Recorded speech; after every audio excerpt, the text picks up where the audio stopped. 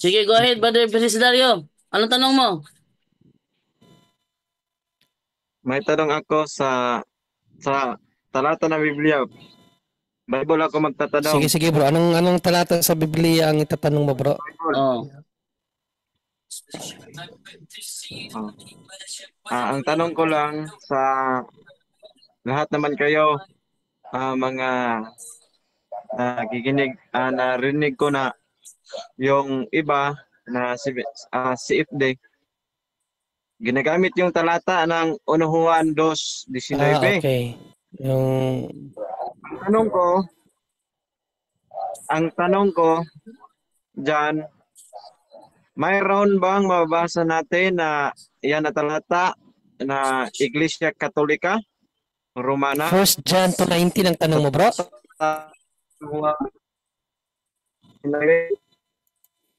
First John 2:19 ang tanong mo bro?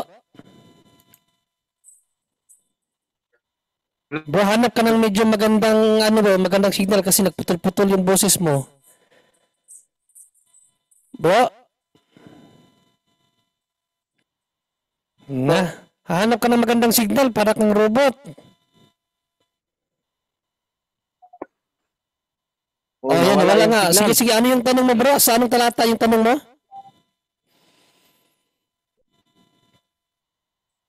Sa 1 Juan 2:19. Basahin mo natin ha. Pagkatapos nating basahin, gamit sa mga pagkatapos nating basahin bro, saka ka magtanong, basahin mo natin ha. Basahin mo natin yung talata. Okay, so ito yung talata sa 1 John 2:19. Kahit na sila'y mga dati nating kasamahan, ang mga taong iyon ay hindi natin tunay na kasama. Sapagkat kung sila'y tunay na atin, manatili sana silang kasama natin. Ngunit umalis sana silang kasama natin. Natili sana silang kasama natin, ngunit umalis sila upang maging maliwanag na silang lahat ay hindi tunay na kasama natin. So ano yung pinakatanong mo dito sa talatang ito bro?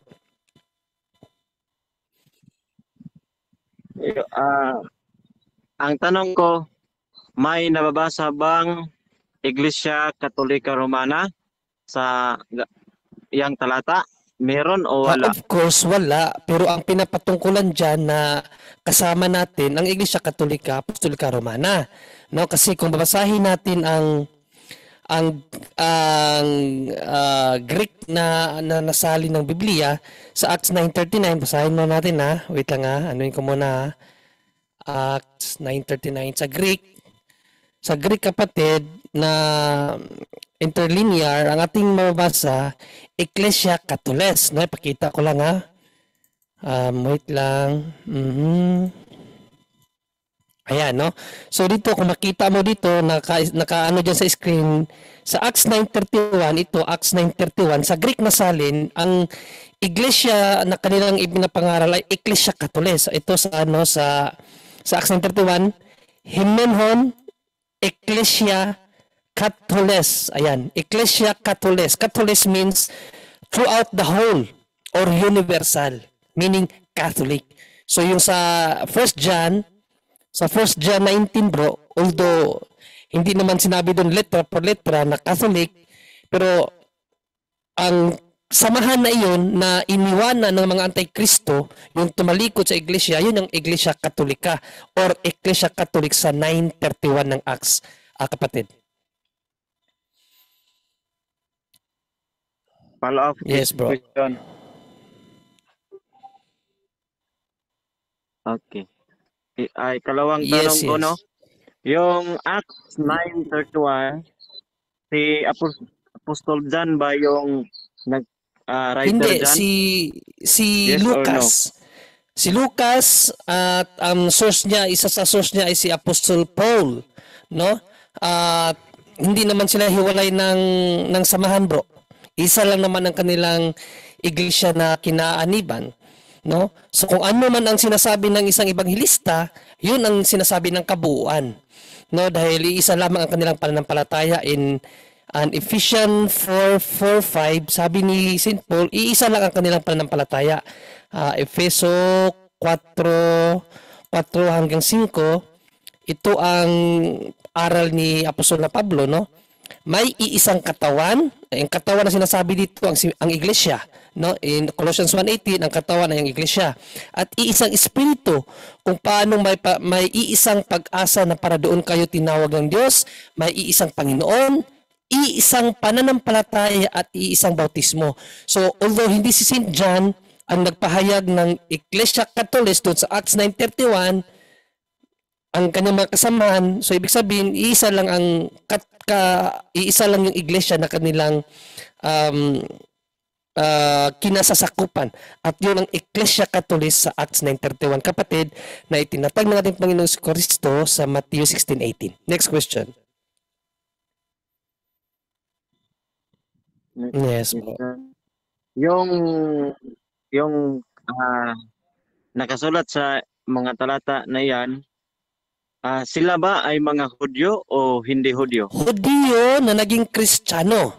No, alam naman natin na ang mga unang bayan ng Diyos, mga Hudyo yun. Ibig sabihin, Panginoong Jesucristo ay isang tunay na Hudyo.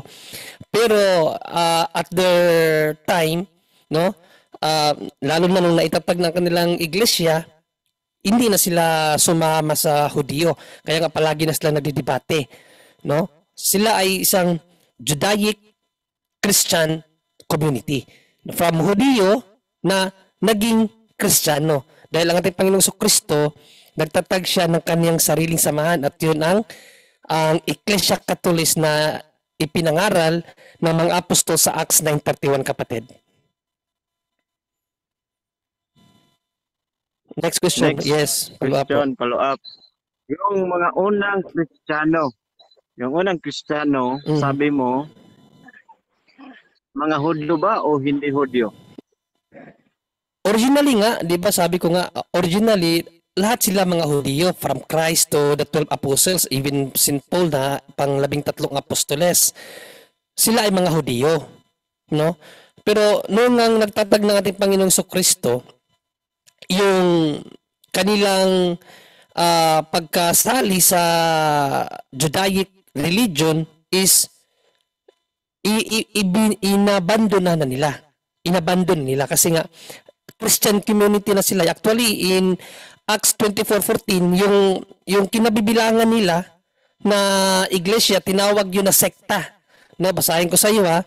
So hindi na siya sa Judaism, no, kasi pinangalanan na sila ng sekta, no, sa Acts 24:14, pinangalanan silang sekta, bro, no.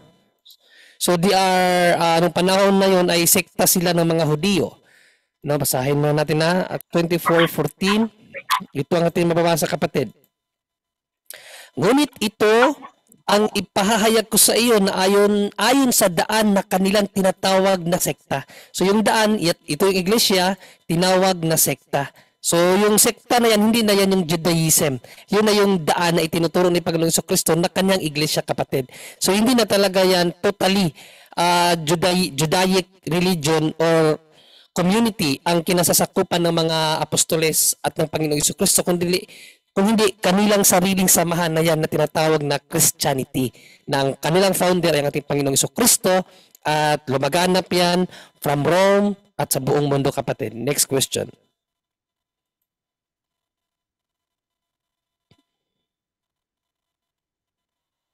Yung sinulat ni John ng 1 Juan 2:19, yung mabasa po natin sa John 4:22. Saan ba nanggaling yung kaligtasan natin? Sa Hudyo o hindi No, Hudyo? hindi sa Hudyo nanggaling ang kaligtasan, sa Panginoong Jesucristo. No, sa Gawa 4:12, walang ibang pangalan na nakapagligtas, ang ating Panginoong Jesucristo lang. Acts 4:12, kapatid, ito ang ating mababasa. At sa kanino mang iba ay walang kaligtasan, sapagkat walang ibang pangalan, walang ibang pangalan sa silong ng langit na ibinigay sa mga tao na sukat nating ikaligtas. Walang ibang pangalan lamang ni Panginoong Jesucristo ang ikaliligtas. No, ang Judaic religion hindi man nakakapagligtas ang kanilang sekta. Basahin ko sa iyo in Matthew 23:15, hindi sila nakakapagligtas, kapatid. Basahin natin, ha.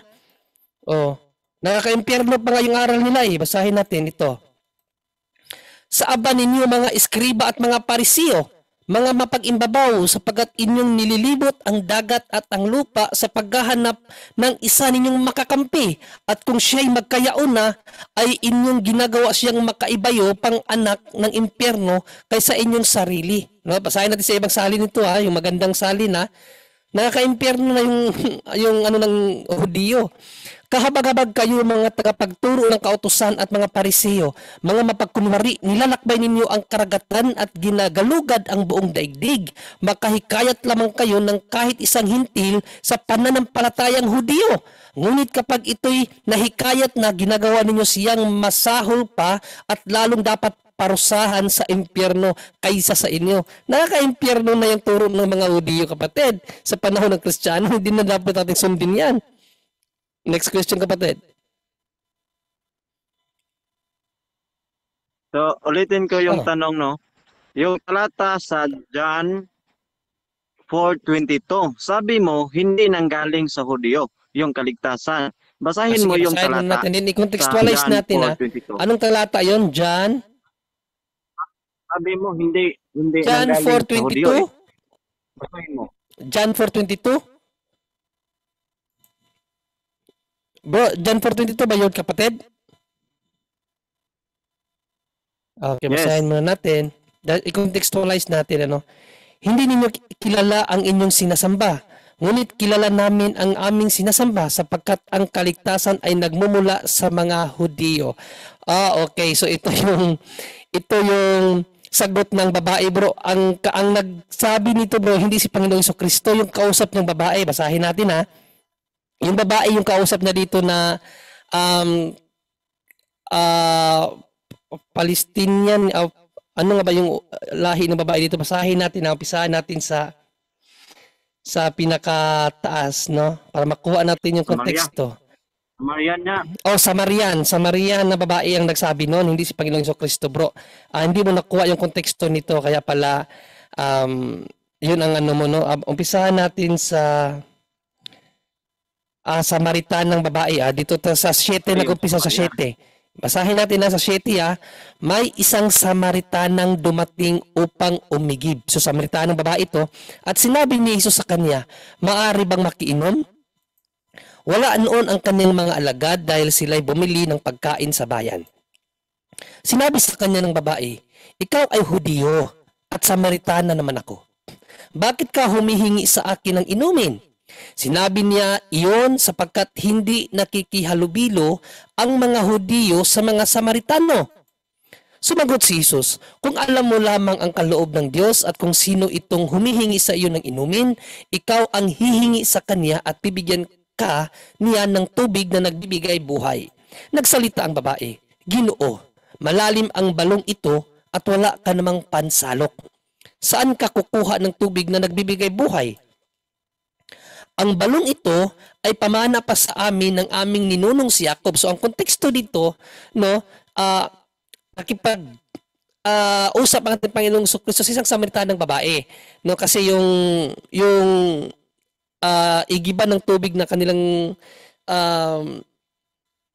kung saan nandyan sila ay isang pamana no ni Jacob sa part ng babae. No, na wala nang ibang pwedeng humingi diyan kasi pag hindi ka kalay, hindi ka pwedeng humingi. So ito yung konteksto niyang kapatid, no? Papatuloy natin. Dito siya uminom, gayon din ang kanyang mga anak at mga hayop higit ka pa ba sa kanya. Sumagot si Jesus, ang bawat umiinom ng tubig na ito'y muling mauuhaw. Ngunit ang sino mang uminom ng tubig na ibibigay ko sa kanya ay hindi na muling mauuhaw kailanman. Ang tubig na ibibigay ko ay magiging batis sa loob niya at patuloy na bubukal at magbibigay sa kanya ng buhay na walang hanggan. Sinabi ng babae, Ginoo, bigyan po ninyo ako ng tubig na iyan upang hindi ako mauhaw, ni pumarito upang sumalok muli. Umuwi ka at isama mo rito ang iyong asawa. Wika ni Jesus. Wala akong asawa, sagot ng babae. Sinabi ni Jesus, tama ang sinabi mong wala kang asawa, sapagkat 5 na ang iyong naging asawa. At ang kinakasama mo ngayon ay hindi mo asawa. Totoo nga ang sinabi mo. Sinabi ng babae, Ginoo, palagay ko ay isa kang propeta. tandaan natin na nagsalita dito ang babae na bro. Dito sa bundok na ito, sumamba sa Diyos ang aming mga ninuno. No? Ngunit sinasabi ninyong mga Hudyo na sa Jerusalem lang dapat sambahin ang Diyos. So dito, ipinapa liwanag sa kanya ng babae yung differences nilang dalawa pagdating sa pagsamba, no? Kasi sa kanila bilang Samaritana, diyan sila kung saan nagsumamba si Jacob sa balon na yan. Gayong ang mga Hudyo sumasamba doon sa templo. So ito yung konteksto nun, no? So sa 21, sinabi naman ni Jesus, maniwala ka sa akin. Darating ang panahon na sasambahin ninyo ang Ama, hindi na sa bundok na ito o sa Jerusalem. So si Panginoong Jesucristo naman kapatid, pinaliwanag niya sa babae na ang katotohanan dumating na. Ibig sabihin siya ang magtuturo kung sa paanong paraan sambahin ang Ama at ang Diyos. No? Siya ang magtuturo, hindi na sa bundok na ito o sa Jerusalem. So tinuruan na ni Panginoong Jesucristo dyan kung saan at paano sasambahin ang tunay na Diyos. Then sa 4:22, ang babae nagsalita dito, hindi ninyo kilala ang inyong sinasamba. Ngunit kilala namin ang aming sinasamba sapagkat ang kaligtasan ay nagmumula sa mga Hudyo. Subalit dumarating na ang panahon at ngayon na nga na ang tunay na sumasamba sa Ama, si Panginoong Jesucristo pa nagsalita dito, na ang mga tunay na sumasamba sa Ama ay sasamba sa Kanya sa Espiritu at sa katotohanan sapagkat ganyan ang uri ng pagsambang ninanais ng Ama. O so dito mga kapatid, makita natin kung paano itinuro ng Panginoong Jesucristo ang tunay na pagsamba. So in context kasi kapatid, in context sa panahon kasi nila, ang tunay kasi na pagsamba na inilaan ng Diyos doon sa templo ng mga Hudyo, hindi sa bundok. Kaya sinabi ni Panginoong Jesucristo yun, no, na ang kaligtasan ay nagbumula sa Hudyo. Kasi sila man ang unang tinawag na bayan ng Diyos. No? Sila ang unang tinawag ng bayan ng Diyos at ang kaharap na doon yung babae. Yung babae kasi, ang uri ng pagsamba nila doon sa bundok. So pinangaralan siya ni Panginoong Jesucristo na sa Hudyo magsisimula ang kaligtasan. Doon sa panahon nila. Okay, so yun ang konteksto nun. Pero hindi yun nangangahulugan doon na pati sa panahon natin, yung kaligtasan natin ay doon doon magdidepende sa Hudyo. Hindi. Kasi ang kaligtasan natin sa ating Panginoong Jesucristo na Acts 4:12. 'Di ba? Acts 4:12 binasa natin kaganina na walang ibang pangalan ang ibinigay ng Diyos para sa kaligtasan, kundi ang pangalan lamang ng ating Panginoong Jesucristo. At kung babasahin nga natin yung kaganina, yung Matthew 23:15, delikado nga ang mga napapaanib sa Hudyo na sikta kapatid, kasi nga masahol pa ang nagiging ugali ng mga napaanib sa Hudyo kaysa sa mga Hudyo. Di ba sabi pa nga doon mas karapat-dapat pa sila na parusahan sa impyerno kasi nagiging ganun ka masahol ang mga nahikayat na maging Hudyo kapatid. Actually, kung babasahin natin na maigi ang Bible kapatid, ang batas ni Moises ay hindi na siya nakakapagligtas sa atin. Hindi na siya makakapagligtas sa atin. Kung babasahin natin sa Gawa 13:39 kapatid, hindi na siya makakatulong sa ating kaligtasan, no? Umpisahan natin sa 38, no? Sa 38 natin basahin at 39, no? So ito ang sinabi ni Apostol na Pablo. Kaya maging hayag nawa sa inyo mga kapatid na sa pamamagitan ng taong ito'y binabalita sa inyo ang kapatawaran ng mga kasalanan at sa pamamagitan niya ang bawat pananampalataya ay inaaring ganap sa lahat ng mga bagay na sa mga ito hindi kayo aariing ganap sa pamamagitan ng kautusan ni Moises. Kaya sa Christian era bro, wala nang silbi yung mga batas ni Moises maliban doon sa 10 Commandments kasi batas ng Diyos yun yung 10 Commandments. Pero yung batas ni Moises na ibinigay para sa mga Israelita para kanilang sundin, hindi na aplikado sa atin yun bro. Kaya nga yung sinabi mo na doon pa rin nagsisimula sa Hudyo, sa Jerusalem, o sa mga Hudyo ang kaligtasan, hindi na sa panahon lang nila yon. Ang konteksto ng pinabasa mo ko ganina, kaharap na kasi doon sa Samaritanang babae. So, tinuruan lang siya ni Panginoong Jesucristo na yung uri ng pagsamba ay hindi doon sa bundok. Kasi yung mga Samaritana doon sila sumasamba sa bundok kung saan si Jacob ay uminom ng tubig. So pinangaralan siya ni Panginoong Kristo na alam ba ninyo na sa mga Hudyo nag-uumpisa ang kaligtasan? Kasi ang context sa Old Testament kasi ang Hudyo man talaga ang tinawag ng Diyos na magiging bayan niya, hindi man ang mga Samaritana. Kaya doon talaga ang kaligtasan sa mga Hudyo. Pero sa Christian era bro, lalong-lalo sa panahon natin, sa pangalan na natin Panginoong Kristo bro, hindi na sa batas ng mga Hudyo o sa pamamaraanan ng mga Hudyo kapatid. Next question bro.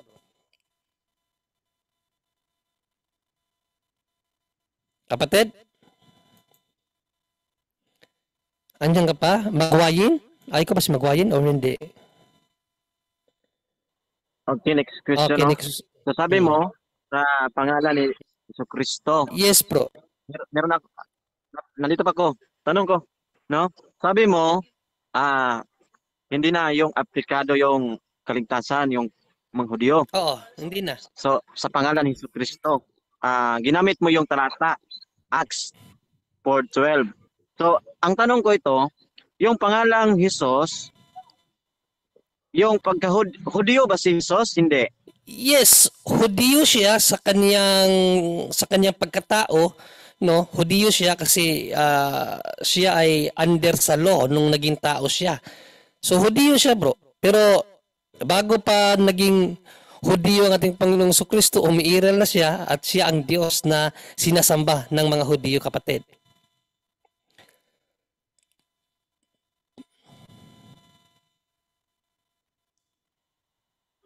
Okay. Yung pagka-Hudyo ni Jesus Ha? Christ, Ano yung tanong mo, bro? yung pagka-Hudyo ni Jesus Christ, ang Andrea kining saba, Yung yung pagka-Hudyo ni Jesus Christ, yung siya ang kaligtasan natin. Tanong ko, yung Romans 3:29, oh, ang kaligtasan ba ay para lang sa No. Hudyo? Ang Diyos? Hindi. O hindi kasali? no, yung- hindi kasi ang kaligtasan ay para sa lahat na, no? In 1 Timothy 2 ang 2:4 ang kalooban ng Diyos ang mailigtas ang lahat. Lahat, hindi lang mga Hudyo or Grego, no? Actually sa Galatia 3:27 to 29, wala ng Griego, wala ng Hudyo, wala ng Hintil. No, kasi tayo ay iisa na sa ating Panginoong Kristo. So, ang kaligtasan na sa iglesia na itinatag natin Panginoong Kristo. So sa unang Timoteo 2:4, ito ang kalooban ng Diyos na siyang may ibig na ang lahat kapatid lahat ng mga tao'y mga ligtas at mga kaalam ng katotohanan. So hindi sa Hudyo lang or sa Kristiyano lang ang may kaligtasan, kundi ang lahat ng tao, ang ibig ng Diyos, lahat ng tao ay mailigtas, kapatid.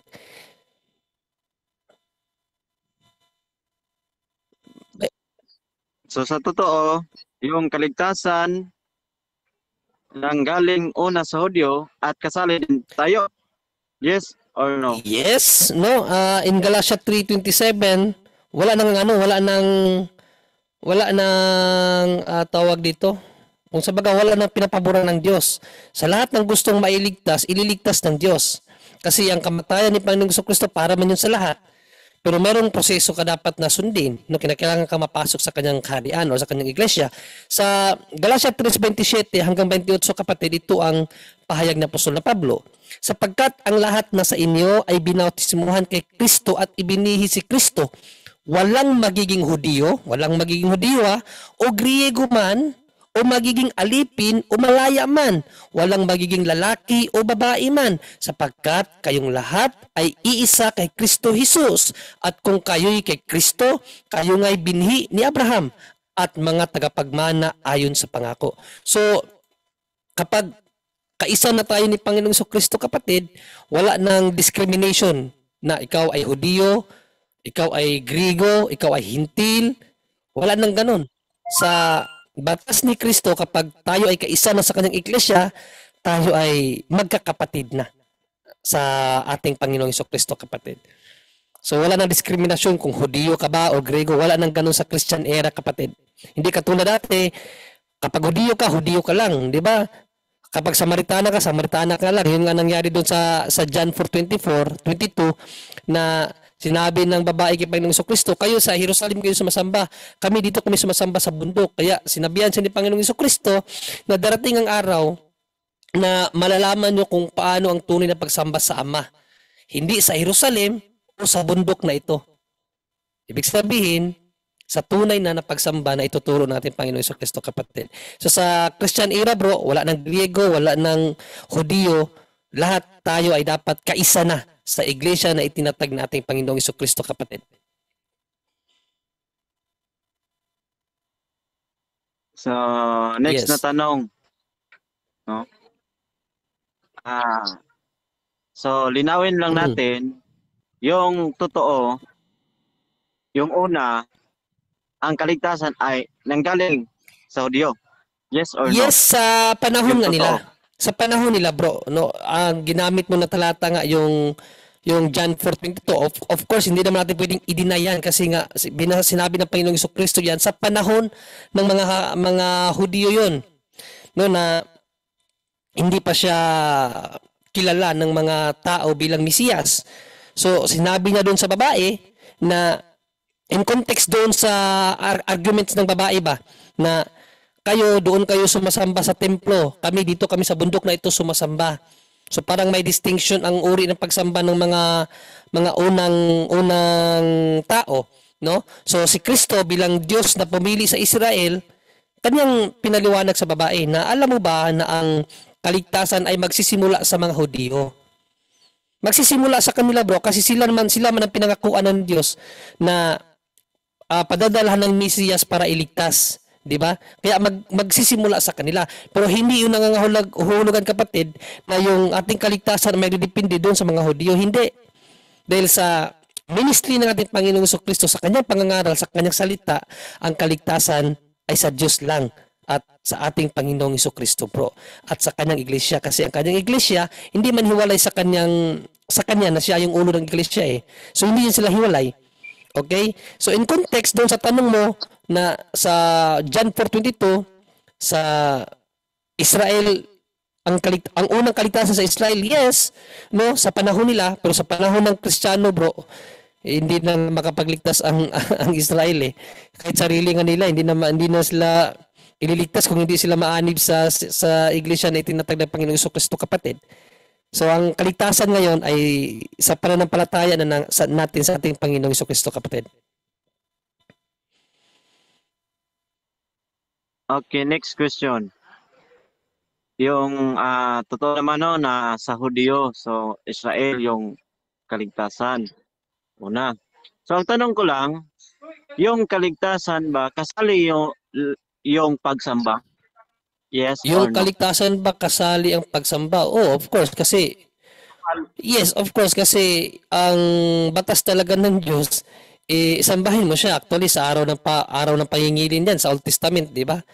At ginagawa nga ng mga Hudyo yan sa Sabado, no? Yung pagsamba sa Diyos at gawin niyo yan sa 7th day after ng 6 days of work. So pagsamba maging sa New Testament, doon sa binasa mong John 4:24, doon nga itinuro ni Panginoong Jesucristo na ang pagsamba ay hindi nagagawin sa Jerusalem o sa bundok, no, doon sa balon ni Jacob na ginagamit na argumento ng isang Samaritanang babae, no? Hindi na doon. So tinuro ni Panginoong Jesucristo na ang Diyos dapat sambahin ang Diyos sa espiritu at sa katotohanan. So ibig sabihin, kahit saan ka, basta kilala mo ang tunay na Diyos, pwede kang sumamba. Hindi dapat sa Jerusalem lang, hindi dapat doon sa bundok lang, kundi kahit saan. Because God is, nasa lahat ng dako. Okay? Omniscience ang Diyos, omnipresent siya. So kahit saan mo siya pwedeng sambahin, basta't kilala at tama ang iyong pagsamba, dapat sa espiritu at sa katotohanan. Yun ang konteksto sa John 4:22-24, kapatid.